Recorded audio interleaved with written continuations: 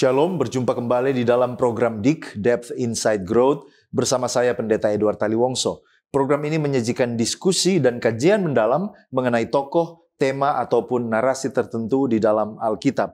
Dan kita masih melanjutkan seri 7 jemaat di dalam Kitab Wahyu. Fokus kita pada kesempatan ini adalah jemaat Laodikia. Jemaat Laodikia adalah jemaat yang masih bingung apakah mereka mau mengikut Tuhan atau ikut berkompromi.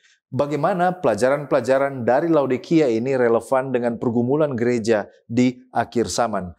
Apa pelajaran yang bisa kita ambil dari teguran-teguran Yesus kepada jemaat ini dan bagaimana ini berhubungan dengan kehidupan kerohanian kita yang hidup di akhir zaman ini? Saya mengajak sahabat-sahabat di rumah untuk bergabung bersama dengan kami. Saudara yang menyaksikan tayangan ini lewat Facebook atau YouTube, disilakan untuk menuliskan komentar yang positif, pikiran saudara, pertanyaan saudara, apapun yang berhubungan dengan topik yang kita angkat pada kesempatan ini. Dan untuk membahas pelajaran kita, kami telah mengundang seorang narasumber.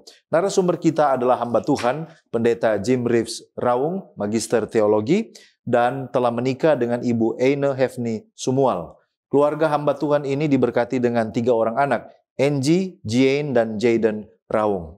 Hamba Tuhan menamatkan pendidikan S1-nya pada tahun 2002 dari Universitas Kelabat dan pendidikan S2 tahun 2019 dari STT Ekumene Jakarta. Telah melayani selama 20 tahun sebagai gembala jemaat dan saat ini melayani sebagai gembala jemaat di Gereja Masih Advent Hari ke-7 Pionir Tondano, daerah Conference Minahasa. Dengan pengalaman hamba Tuhan dan juga latar belakang pendidikannya, akan sangat menolong saudara dan saya ketika kita mendalami topik yang sangat menarik ini. Mari kita sapa narasumber kita. Apa kabar Pendeta Jim Reeves? Luar biasa, puji Tuhan dalam keadaan yang baik. Terima kasih Pendeta boleh meluangkan waktu datang bersama dengan kami untuk berbagi dengan sahabat-sahabat sekalian. Terima kasih Pendeta sudah bergabung bersama dengan kami. Sahabat-sahabat di rumah tetaplah bersama dengan kami karena setelah yang satu ini kita akan kembali bersama dengan narasumber kita, Pendeta Jim Reeves Raung. Tetap di program DIK, Depth Insight Growth. Diskusi dan kajian mendalam mengenai tokoh, tema, atau cerita tertentu di dalam Alkitab.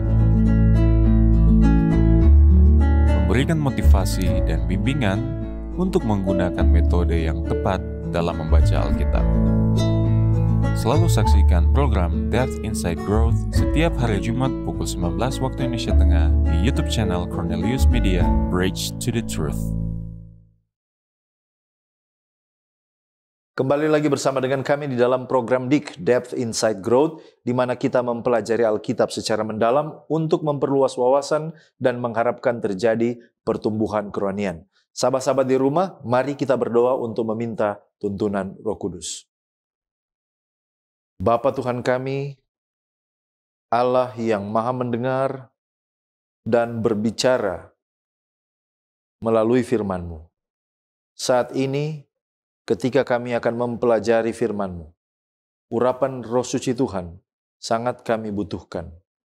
Jamahan Tuhan boleh menjadi bagian hamba-Mu Pendeta Jim Reeves Raung yang akan menuntun di dalam diskusi Alkitab.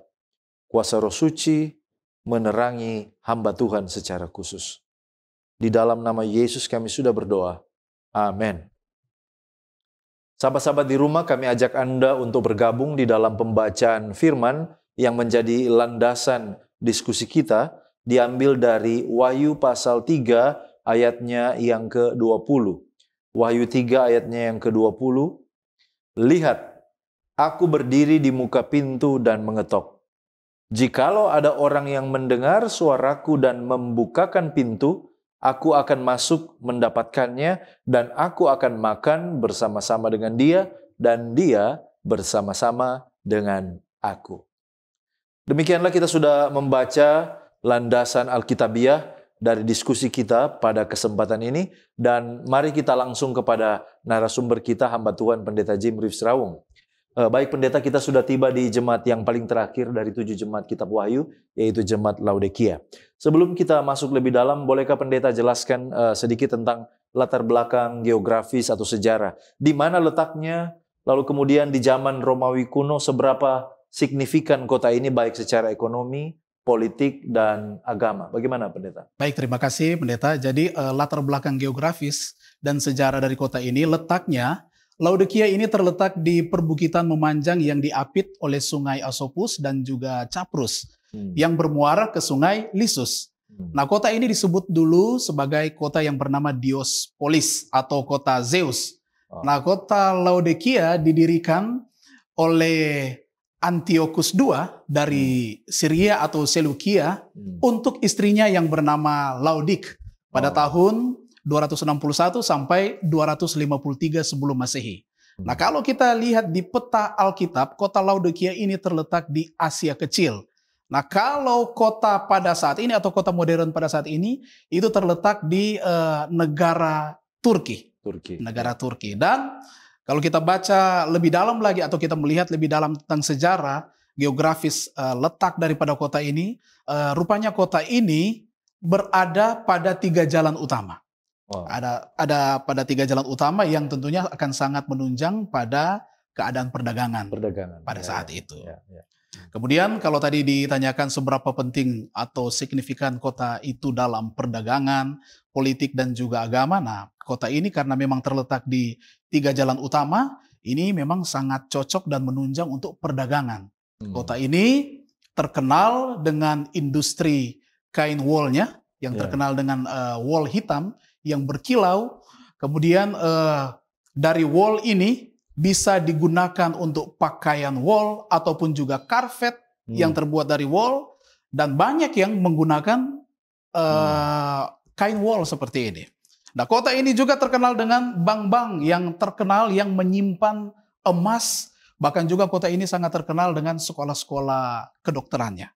Sekolah-sekolah yang berhubungan dengan kesehatan, apalagi yang berhubungan dengan medis yang memproduksi salep mata yang katanya itu terbuat dari bubuk Frigia.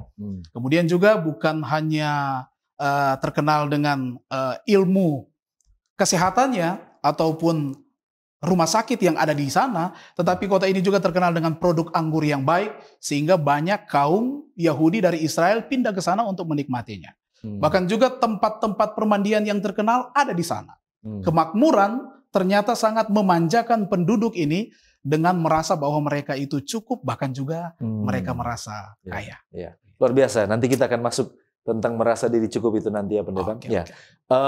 Bagaimana kira-kira tentang agama atau kepercayaan atau penyembahan yang populer di Laodikia di zaman Romawi kuno, serta mungkin ada sisa-sisa peninggalan sejarah yang menarik yang Pendeta mau angkat di dalam diskusi kita. Baik, terima kasih. Kota Laodikia ini memang juga terkenal dengan tempat-tempat penyembahan berhala. Ada kuil-kuil yang terdapat di sana untuk penyembahan kepada dewa Apollo, Artemis, Aphrodite, dan juga tempat-tempat penyembahan berhala untuk dewa-dewa yang lainnya. Jadi memang kota ini juga selain kota perdagangan, kota yang kaya, kota industri, ternyata kota ini juga adalah merupakan kota yang terkenal dengan tempat penyembahan-penyembahan berhala. Penyembahan berhala ya. Baik. Ya, baik. Kira-kira selain itu adakah fakta-fakta menarik lain yang dapat berkontribusi dalam diskusi kita yang sangat menarik yang perlu kita ketahui tentang kota kuno Laodikia ini? Oke, terima kasih. Nah, kota Laodikia ini, mereka merasa kaya, punya segala sesuatu, sumber untuk memenuhi kebutuhan mereka, tapi ternyata ada yang menarik. Untuk mencukupi saja kebutuhan air bersih kota Laodikia, mereka harus mengambilnya dari suatu tempat yang bernama Hierapolis. Itu tempatnya agak jauh dari Laodikia. Bagaimana mereka mendapatkan air bersih? Mereka ambil dari Hierapolis, air yang tadinya air panas dengan menggunakan pipa-pipa air menuju ke Laodikia, dan air ini pada waktu tiba di kota Laodikia sudah tidak panas lagi, tetapi sudah berubah menjadi suam-suam kuku. Sudah menjadi suam-suam. Ini adalah hal juga yang menarik di kota Laodikia ini. Baik, terima kasih. Dan informasi-informasi ini akan sangat menolong kita untuk nanti masuk lebih dalam ketika kita mempelajari tentang jemaat Laodikia di dalam nubuatan. Menegaskan kembali tadi, jadi pendeta jelaskan tadi bahwa lokasi sekarang ini atau lokasi modern dari kota kuno Laodikia adalah di negara Turki. Di negara Turki ya. Jadi Asia Kecil Asia yang Kecil. Seperti yang kita ketahui sekarang. Baik, pendeta, sekarang kita masuk tentang jemaat ini di dalam nubuatan. Kita tahu bahwa sejauh ini kita pelajari selain ini merujuk kepada jemaat secara literal, tetapi juga ada simbol di sini.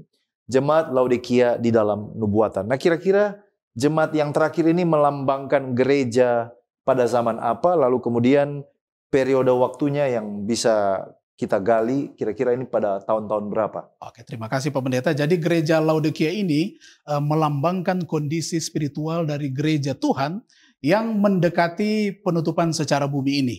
Nah, ini adalah model jemaat gereja akhir zaman. Ada yang mengatakan bahwa periode waktunya dimulaikan tahun 1800-an, ada juga yang katakan mulai tahun 1900-an, tetapi yang dapat kita lihat di sini bahwa periode waktu ini adalah merupakan gereja akhir zaman. Gereja akhir zaman. Ada yang katakan dari tahun 18 sekian sampai di akhir zaman ini. Nah, ini mungkin beberapa penjelasan-penjelasan.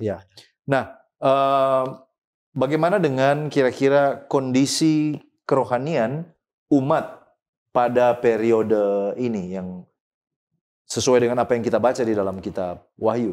Ya, kita lihat tadi dalam Wahyu pasal 3 ayat 15 bahwa keadaan kondisi kerohanian jemaat ini ternyata mereka tidak dingin katanya atau panas, tetapi yang dinamakan dengan suam-suam kuku. Keberadaan kerohanian yang suam-suam kuku. Kemudian di ayatnya yang ke-17 mereka merasa kaya, tetapi sebenarnya mereka melarat, malang, miskin, buta, dan katanya telanjang. Dan ayatnya yang ke-20 memberikan penjelasan bahwa mereka menutup pintu karena Yesus mengetuk dari luar. Jadi sepertinya Yesus berada di luar, bukan di dalam. Agak jauh dengan keberadaan mereka. Itulah mungkin sedikit kondisi kerohanian daripada jemaat ini. Oke, baik. Terima kasih, Pendeta. Dan sahabat-sahabat di rumah, kita sudah mengikuti informasi pendahuluan tentang apa yang terjadi di dalam jemaat Laodikia. Juga tadi kita sudah mendengarkan bagaimana secara geografis, seberapa signifikan jemaat ini di Romawi zaman kuno. Kita masih akan kembali bersama dengan narasumber kita, oleh karena itu tetaplah bersama dengan kami.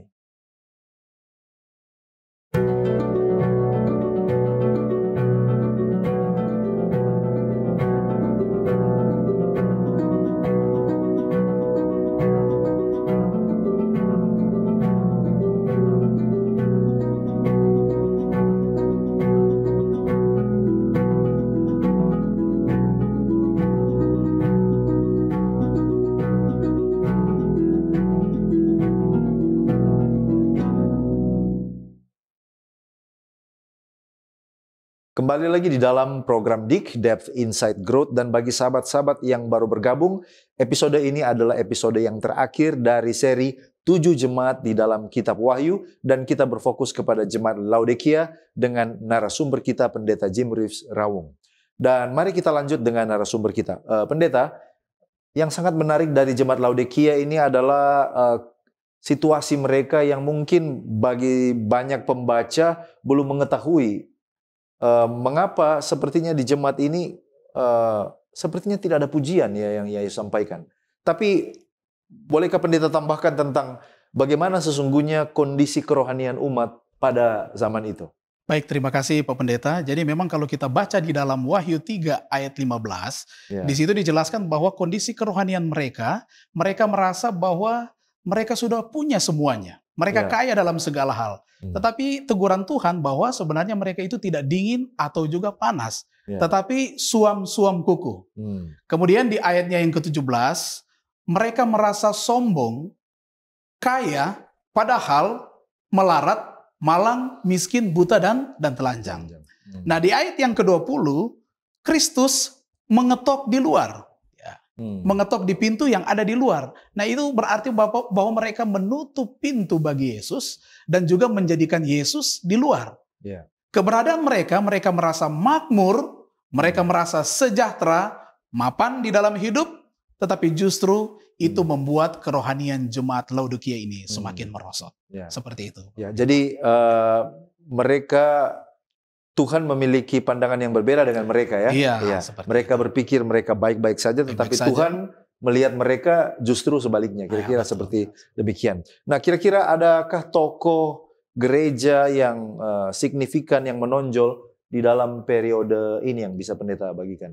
Kalau kita lihat memang di dalam penjelasan sumber Alkitab, ada di dalam Kolose pasal 4 ayat 16 bahwa Rasul Paulus juga pernah menulis surat kepada jemaat yang ada di Kolose. Kemudian Paulus juga katakan suratnya ini boleh juga dibacakan kepada saudara-saudara yang ada di Laodikia. Kolose pasal 4 ayatnya yang ke-16. Kemudian dalam Kolose pasal 4 ayatnya yang ke-12 dan juga ayatnya yang ke-13 ada seorang yang bernama Epafras. Siapa ini Epafras ini? Rupanya Epafras banyak berdoa dan bersusah payah berkontribusi untuk kemajuan saudara-saudara atau jemaat Tuhan yang ada di Laodikia. Kemudian juga ada nama yang lain yang bernama Nimfa. Nimfa ini ternyata dia yang menjadikan rumahnya tempat pertemuan jemaat. Rupanya tempat ibadah kalau kita baca dalam Kolose 4 ayatnya yang ke-15. Ini mungkin beberapa tokoh-tokoh yang signifikan dengan jemaat ini. Selain dari tentunya Rasul Yohanes yang ditugaskan untuk menuliskan surat kepada jemaat Laodikia. Nah, apakah ada lagi pendeta-pendeta fakta yang menarik dari jemaat Laodikia di dalam nubuatan yang mungkin pendeta mau angkat? Ya. Oke, terima kasih Pak Pendeta. Saya mau angkat fakta mungkin yang menarik di sini adalah jemaat Laodikia ini menunjukkan bagaimana kebalikan dari apa yang mereka pikirkan. Jadi kebalikan dari apa yang mereka pikirkan. Penampilan fisik mereka sangat berbeda dengan kesehatan atau keberadaan kerohanian mereka. Oke, kalau kita baca dalam Wahyu 3 ayat 15, bahkan juga ayat 14 sampai ayatnya yang ke-22, secara umum bahwa kita dapat lihat di sini jemaat Laodikia, orang yang mengira dirinya mengetahui. Jadi mereka mengira bahwa dirinya mengetahui dan orang yang tidak mengetahui bahwa dirinya tidak mengetahui. Ini sebenarnya adalah orang yang bodoh. Jadi mereka tidak tahu bahwa keadaan mereka seperti itu. Luar biasa jemaat Laodikia di dalam nubuatan. Nah, selanjutnya pendeta adalah pertanyaan tentang bagaimana Yesus datang kepada jemaat ini. Yesus memperkenalkan dirinya sebagai apa? Lalu kemudian apa saja yang Yesus tahu dari perbuatan jemaat ini? Terima kasih untuk pertanyaannya. Jadi Yesus memperkenalkan dirinya sebagai apa? Di Wahyu pasal 3 ayat 14 kita lihat di situ ada kata amin. Nah, amin ini memang di dalam bahasa Ibrani atau modern amin, kata ini memiliki konotasi atau kebenaran dan kesetiaan atau juga teguh. Nah, gelar atau sebutan ini, amin, diberikannya sendiri yang berarti saksi yang benar dan setia, atau dialah firman, atau itulah Kristus sendiri. Jadi Kristus mau menyatakan dirinya sebagai amin. Amin yang artinya Yesus yang adalah ya terhadap semua janji Tuhan. Kalau kita baca di dalam 2 Korintus 1 ayatnya yang ke-20, Kristus adalah ya bagi semua janji Allah. Itulah sebabnya oleh Dia kita mengatakan amin untuk memuliakan Allah. Ada juga sumber yang lain dalam Alkitab, Kolose 1 ayat 15 dikatakan yang sulung atau lebih utama dari yang diciptakan.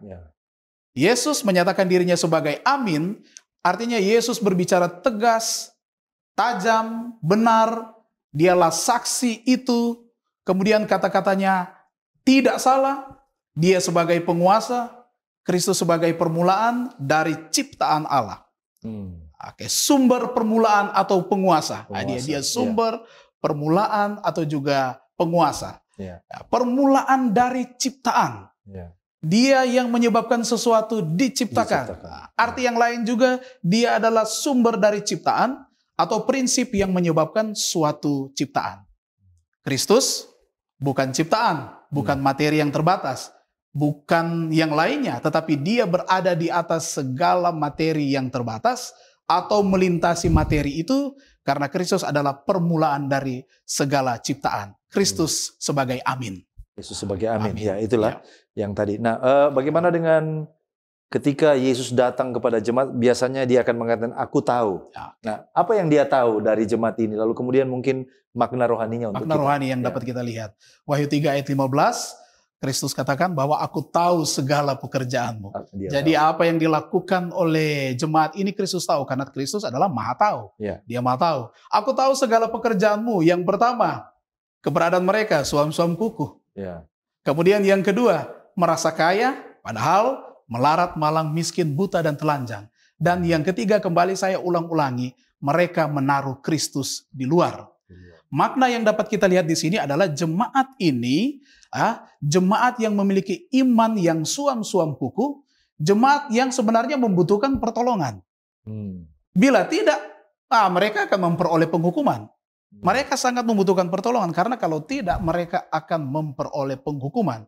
Nah, ini adalah suatu ajakan agar jemaat ini tidak lagi mengandalkan diri dengan segala kekayaannya, melainkan hanya datang kepada Tuhan. Pada Tuhan. Ya, baik. Selanjutnya pendeta, mungkin koreksi saya kalau saya salah, tapi kalau kita baca sepertinya tidak ada pujian Yesus kepada jemaat yang terakhir ini. Hanya ada kesalahan yang ditegur oleh Yesus. Apakah betul pendeta? Iya benar. Ya, memang kalau kita baca dari pertama dari Wahyu pasal 3 tentang jemaat Laodikia ini, maka tidak ada pujian. Ya. Untuk jemaat Laodikia, berbeda dengan yang lainnya. Kalau begitu, kira-kira kesalahan apa yang secara spesifik disebutkan oleh Yesus, ditegur oleh Yesus untuk jemaat Laodikia ini? Wahyu pasal 3 ayatnya yang ke-16 diterjemahkan dengan suam-suam kuku. Ya. Teguran keberadaan kerohanian mereka yang suam-suam kuku. Atau kalau dalam bahasa Grekanya dikatakan kliaros, yang diterjemahkan seperti hangat-hangat kuku, itu suam-suam kuku. Lebih sering bermakna metaforis, artinya keberadaan kerohanian mereka itu setengah hati. Atau tidak bersemangat, tanpa semangat. Kalau boleh disamakan seperti mati suri. Mati suri. Suam-suam kuku artinya mereka tidak semangat atau bersemangat bagi Tuhan. Berbahaya sekali ini. Apalagi katanya tidak bersemangat bagi Tuhan, pengertiannya yang suam-suam kuku juga yang lain, mereka merasa puas diri. Merasa puas diri, padahal mereka sementara bergumul dengan keadaan mereka yang sebenarnya, ya, menuntun kepada kerohanian yang kurang bersemangat atau hilangnya yang namanya kasih mula-mula. Kasih mula-mula. Mungkin contoh juga yang lain dari kasih mula-mula kita bisa ingat ketika kita menerima Yesus sebagai juru selamat pribadi, ada semangat rohani yang menjadi bagian kita. Tetapi lama-kelamaan kasih katanya mula-mula ini mulai hilang. Itu artinya suam-suam kuku. Tidak ada lagi kesungguhan hati dalam menyembah dan juga melayani Tuhan. Sama dengan kekristenan KTP saja. Hanya tampilan luar saja, hanya sekedar saja. Ya. Kristen KTP, kehidupan kekristenan mereka ini tidak mengalami pertumbuhan. Hanya tetap saja tidak ada pertumbuhan. Kerohanian mereka hanya berjalan di tempat, itu suam-suam kuku. Atau tidak ada kegairahan, tidak ada usaha untuk meningkatkan. Lebih lagi untuk kemajuan kerohanian. Kita semua berusaha untuk ada kemajuan, ada peningkatan. Tapi suam-suam kuku artinya tidak mau meningkatkan keberadaan kerohanian mereka. Bahkan mereka menjalankan ibadah hanya sekedar kewajiban saja. Tidak ada kerinduan yang mendalam untuk berhubungan lebih dekat dengan Tuhan. Seperti itu. Luar biasa ya, ini adalah kesalahan-kesalahan yang ditegur oleh Yesus, sekaligus juga makna-makna praktisnya tadi sudah diungkapkan oleh pendeta Jim Reeves sebagai narasumber kita. Nah, tentu ketika Yesus menegur pasti ada nasihat di sana. Yesus memberikan nasihat dan juga ada janji upah kalau mereka mengikuti nasihat itu. Kira-kira apa pendeta nasihat yang Yesus berikan bagi jemaat yang melarat, miskin, buta dan telanjang ini? Terima kasih Pak Pendeta. Wahyu 3 ayat 18, saudaraku boleh membacanya juga di rumah. Baiklah, yang pertama, engkau membeli daripadaku emas yang dimurnikan. Emas yang dimurnikan. Nah, emas ini dalam Wahyu pasal 3 ayat 18 adalah emas surga yang sejati. Karena kita tahu bersama kalau emas yang sejati itu sudah diuji dalam api, dibakar berulang-ulang dalam api. Nah, ada banyak persamaan dengan hal ini juga di dalam kitab suci. Seperti saya ingin bacakan beberapa ayatnya. Sakaria 13 ayatnya yang ke-9. Yang ketiga ini akan kubawa melewati api. Aku akan memurnikannya seperti perak dan mengujinya seperti emas. Mereka akan memanggil namaku dan aku akan menjawabnya. Aku akan berkata, merekalah umatku, dan mereka akan berkata, Tuhan adalah Allah kami. Kemudian ayat yang lain juga, Yeremia 9 ayat 7. Sebab itu beginilah firman Tuhan semesta alam. Sesungguhnya aku akan memurnikan dan menguji mereka. Sebab apalagi yang dapat kuperbuat karena putri umatku? Amsal 17 ayat 3, wadah untuk perak dan tungku untuk emas, tetapi Tuhanlah yang menguji hati. Yesaya 48 ayat 10, lihatlah, aku telah memurnikan kamu, tetapi tidak seperti perak, aku telah menguji kamu dalam tungku penderitaan. 1 Petrus 1 ayat 7, supaya kesejatian imanmu yang telah teruji, lebih berharga daripada emas yang binasa meskipun diuji dengan api, dapat menghasilkan pujian dan kemuliaan serta hormat pada pernyataan Yesus Kristus ini, saudara-saudara. Kemudian juga ada 1 Korintus 3 ayat 13, keahliannya akan nyata sebab hari itu akan menyingkapkannya. Hal itu akan dinyatakan dengan api, dan api itu akan membuktikan kualitas pekerjaan setiap orang. Jadi, emas yang dimurnikan dengan api merupakan metafora umum, ya, metafora umum dalam Alkitab untuk yang dinamakan karakter yang saleh. Yang dimurnikan melalui ujian yang diizinkan oleh Tuhan untuk tujuan tersebut memperoleh karakter Kristus. Itu juga berarti kesetiaan kita kepada Tuhan agar menjadi kaya dalam iman. Nah, ini juga berarti tabiat yang mulia yang akan berdiri di bawah api aniaya dan pencobaan. Itu juga termasuk sebagai firman Tuhan. Dan iman yang bekerja oleh karena kasih. Itu tadi yang pertama. Kemudian yang kedua, memakai pakaian putih. Pakaian putih yang disiapkan. Sebelumnya dalam surat kepada jemaat Sardis, Yesus memuji beberapa orang di sana yang mengenakan pakaian putih. Wahyu 3 ayatnya yang keempat. Dan dia menambahkan bahwa mereka yang menang akan mengenakan pakaian putih. Ayat 5 dalam Wahyu pasal 3. Kemudian kita melihat bahwa ke-24 tua-tua yang mengelilingi tahta itu mengenakan pakaian putih. Wahyu 4 ayat 4. Pada akhir masa kesengsaraan, ketika bala tentara di surga, termasuk orang-orang percaya dari seluruh zaman sebelumnya, datang ke bumi bersama Yesus, mereka akan mengenakan katanya kain lenan putih dan bersih. Wahyu 19 ayat 14. Mempelai perempuan Kristus mengenakan kain lenan yang halus, cemerlang dan bersih. Dan kain lenan itu digambarkan sebagai perbuatan benar dari orang-orang yang kudus. Wahyu 19 ayatnya yang ke-8. Wahyu 7 ayat 14. Mereka yang melewati kesusahan besar ini telah mencuci jubah mereka dan membuatnya putih di dalam darah anak domba. Yesaya 61 ayat 10, aku bersukaria di dalam Tuhan. Jiwaku bersorak-sorai di dalam Allahku, sebab ia mengenakan pakaian keselamatan kepadaku dan menyelubungi aku dengan jubah kebenaran. Jubah putih adalah tabiat Kristus dan kebenaran Kristus. Nah, ini katanya diberikan dengan cuma-cuma, kita tidak ada andil untuk mendapatkannya. Tetapi kita menerima itu katanya hanya melalui iman.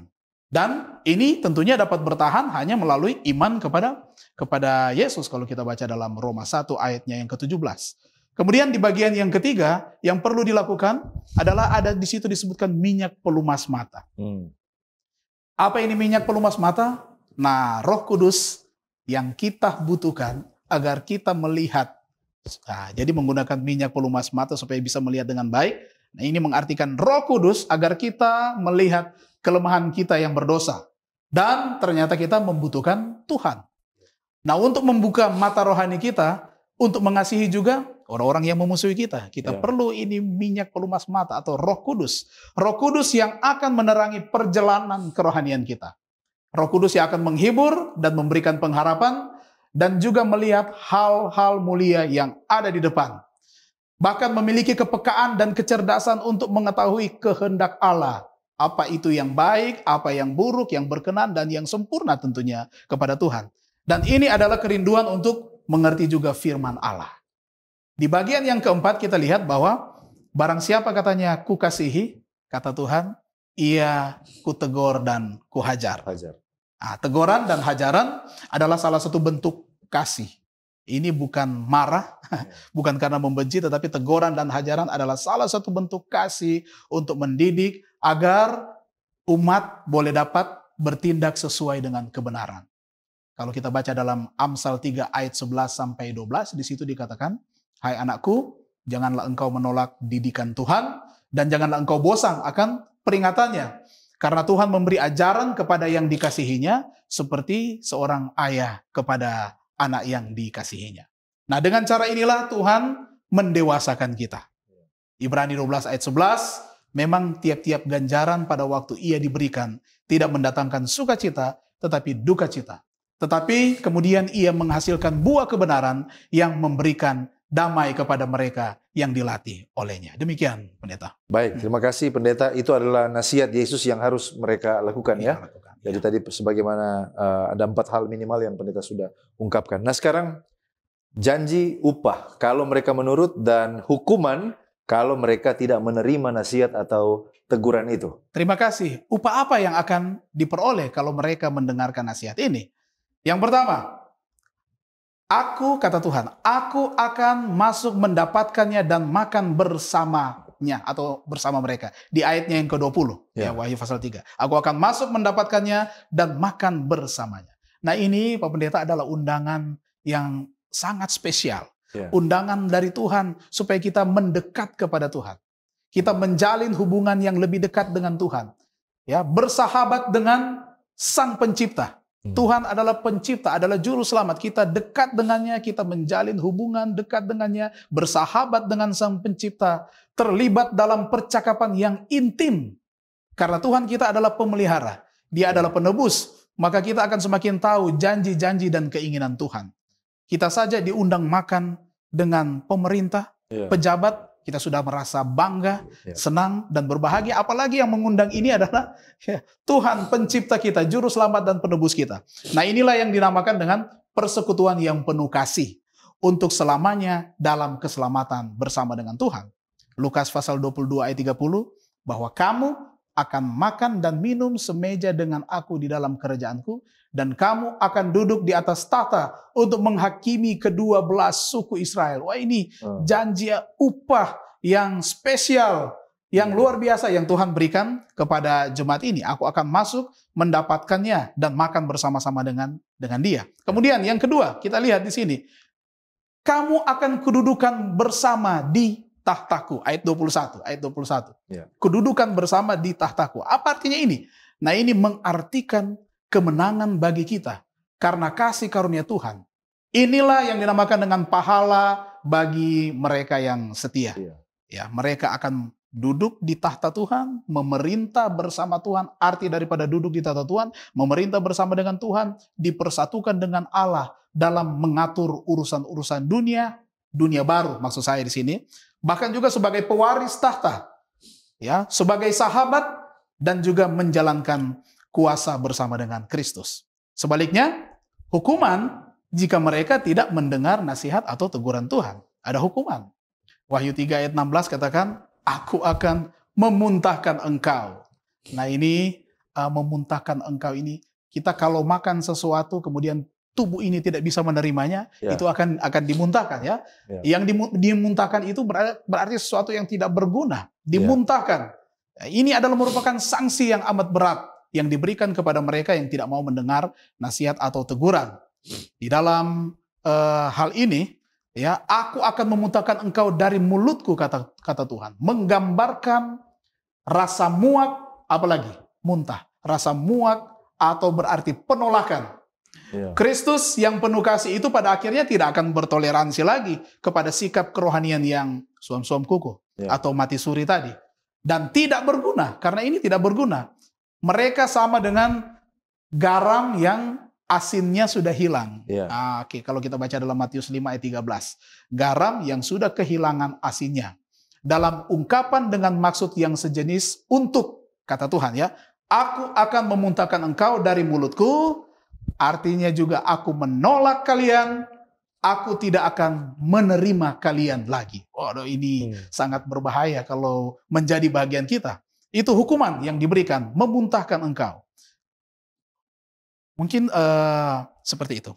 Baik, luar biasa ya. Janji upah yang diberikan luar biasa, tetapi juga ancaman hukuman kalau mereka mengabaikan amaran ini juga sangat-sangat perlu menjadi perhatian kita. Nah, masihkah ada lagi fakta yang menarik yang menggambarkan hubungan spesial antara Yesus dengan jemaat ini yang pendeta mau angkat? Baik, terima kasih. Jadi Yesus, sekali lagi Yesus sangat mengetahui kondisi dan keadaan jemaat ini. Wahyu pasal 3 ayat 15. Itulah sebabnya hubungan Yesus dengan jemaat ini adalah dia menasihati mereka. Yesus menasihati mereka di ayatnya yang ke-18, bukan hanya menasihati mereka. Ayat 19 di situ dijelaskan Yesus mengasihi mereka. Bahkan di ayat yang ke-20 membujuk dan mengundang jemaat ini. Di ayatnya yang ke-21 Wahyu pasalnya yang ketiga, Yesus menyediakan upah bagi mereka. Inilah hubungan Yesus dengan jemaat ini. Baik, terima kasih pendeta.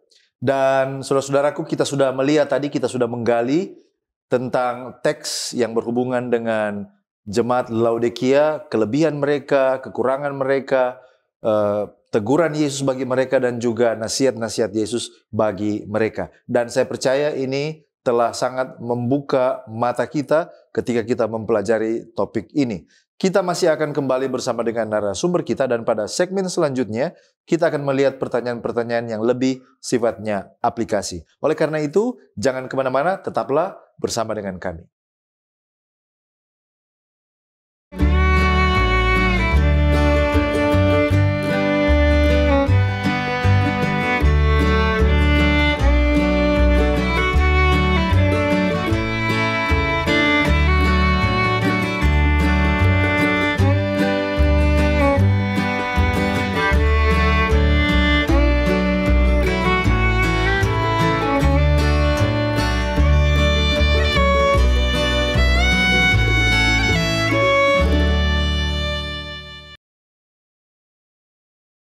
Kita masih melanjutkan diskusi kita di dalam program DIK bersama dengan narasumber kita Pendeta Jim Reeves Rawung, dan kita berfokus kepada jemaat Laodikia. Sekarang kita akan bertanya hal-hal yang sifatnya lebih aplikatif.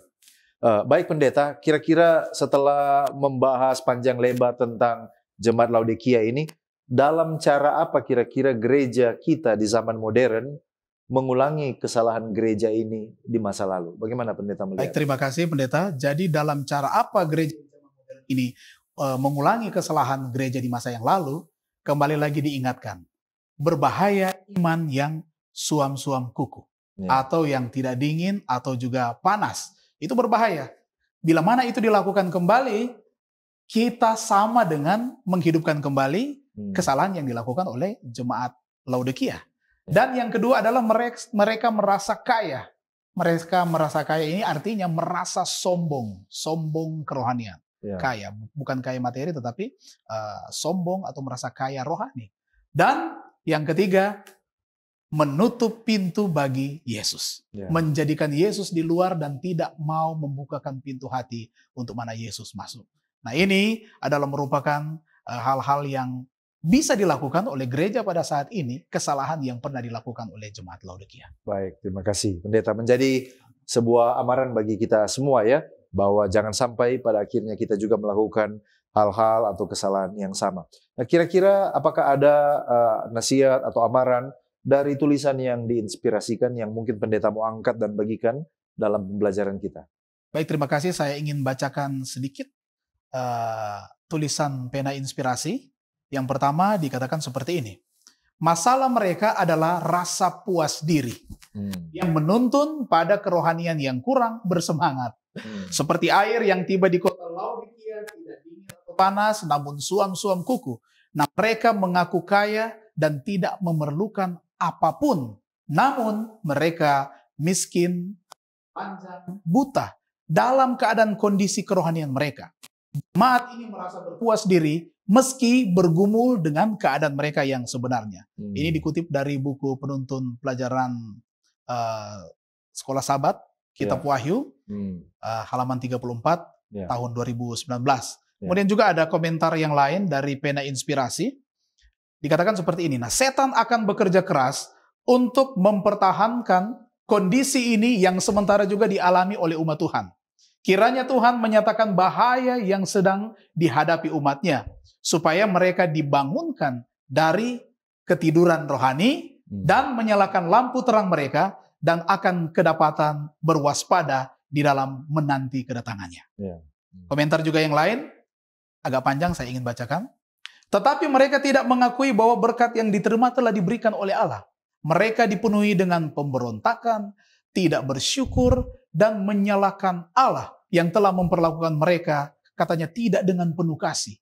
Bukan sebagai seorang ayah yang penuh kasih, melainkan selalu menyalahkan anak yang menganggap selalu tidak patuh. Ini tuduhan mereka.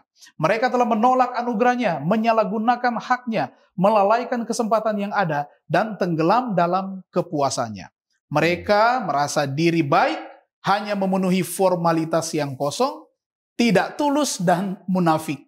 Dengan kebanggaan yang palsu pada diri sendiri, mereka berani mengatakan, engkau berkata, aku kaya dan aku telah memperkayakan diriku dan aku tidak kekurangan apa-apa. Ini dari buku Iman dan Perbuatan, halamannya yang ke-138.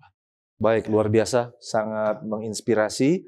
Tulisan-tulisan ini mengingatkan kita, gereja di zaman akhir ini, untuk berhati-hati supaya kita tidak jatuh di dalam perangkap yang sama, sebagaimana yang telah dialami oleh jemaat Laodikia.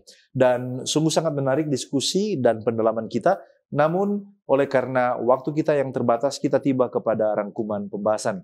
Sebagai kesimpulan atau kita katakan closing statement yang pendeta bisa bagikan bagi kita melalui diskusi ini, kira-kira apa yang dapat pendeta sampaikan? Baik, ingat baik-baik saudaraku, dalam kelemahan jemaat Laodikia, Yesus memberi jaminan kepada jemaat ini dan juga kita bahwa Dia atau Tuhan mengasihi kita. Dan Tuhan tidak akan menyerah, namun tetap berjuang untuk kita. Wahyu 3 ayat 19. Dialah kekasih kita yang berdiri katanya di muka pintu dan mengetok dan memohon agar diizinkan masuk. Wahyu 3 ayat 20. Setiap orang yang membuka pintu dan membiarkan dia masuk akan menikmati jamuan makan bersama dia, duduk di tahtanya. Nah, ajakan ini tidak untuk diabaikan. Amin, puji Tuhan. Amin, puji Tuhan. Terima kasih pendeta, dan bolehkah pendeta berdoa untuk diskusi kita? Juga doakan sahabat-sahabat di rumah yang sementara mengikuti program ini supaya terus diberkati lewat pembelajaran Alkitab ini. Disilakan pendeta untuk berdoa. Baiklah saudaraku, mari kita tunduk kepala dan kita bersatu dalam doa. Tuhan Allah Bapa kami dalam kerajaan surga, kami berterima kasih untuk diskusi firman Tuhan yang boleh terlaksana dengan baik, pelajaran yang dapat diambil dari jemaat Laodikia. Kami semua diberkati, semua kami yang sudah mendengarkan dan menyaksikan akan program ini, kami dikuatkan agar kami boleh tetap setia kepada Tuhan. Kami akan membuka hati kami untuk menerima Kristus masuk dan memberikan teguran kepada kami, supaya kami akan semakin dekat lagi dengan Tuhan. Dan akhirnya jaminan menjadi bagian kami diselamatkan di dalam Tuhan punya kerajaan. Diberkatilah semua umat-umat Tuhan yang sudah menyaksikan program ini. Damai berkat kasih Allah Bapa dalam kasih Tuhan Yesus dan persekutuan Roh Kudus menjadi bagian kami. Dalam nama Tuhan Yesus kami persembahkan doa ini. Amin. Amin. Puji Tuhan untuk pembahasan topik yang sangat menarik dan menginspirasi pada kesempatan ini. Saya mengucapkan terima kasih kepada narasumber kita, Pendeta Jim Reeves Rawung. Terima kasih pendeta boleh berbagi bersama-sama dengan kami. Dan kiranya Tuhan Yesus akan memberkati pendeta bersama dengan keluarga dalam pelayanan yang sudah ditentukan. Terima kasih juga kepada sahabat-sahabat di rumah yang tetap setia bersama dengan kami sampai saat ini. Bahkan kepada sahabat Hope Channel Indonesia yang terus mengikuti program-program dari Cornelius Media, kiranya kita akan bertumbuh bersama ketika kita mencintai dan mempelajari firman Tuhan. Jika Anda telah diberkati lewat pelayanan media ini, berkenan kiranya Anda untuk like, follow, atau subscribe akun media sosial kami dan bagikan link tayangan ini kepada orang-orang terkasih. Dan sahabat-sahabat di rumah, demikianlah perjumpaan kita. Kita akan jumpa kembali pada episode yang mendatang. Saya Pendeta Edward Taliwongso dan kru yang bertugas undur diri. Shalom.